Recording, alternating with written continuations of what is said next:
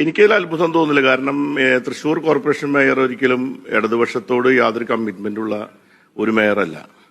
ഇടതുപക്ഷ രാഷ്ട്രീയത്തോടോ ഇടതുപക്ഷ ജനാധിപത്യ മുന്നണിയോടോ അദ്ദേഹത്തിന് ഒരു കൂറും ഉണ്ടെന്ന് എനിക്ക് പറയാൻ പറ്റില്ല. കാരണം കഴിഞ്ഞ ലോക്സഭാ തെരഞ്ഞെടുപ്പിൽ BJP സ്ഥാനാർത്ഥിക്ക് വേണ്ടി നേരിട്ടും പരോക്ഷമായും പ്രവർത്തിച്ച ഒരു മേയറാണ് അദ്ദേഹം.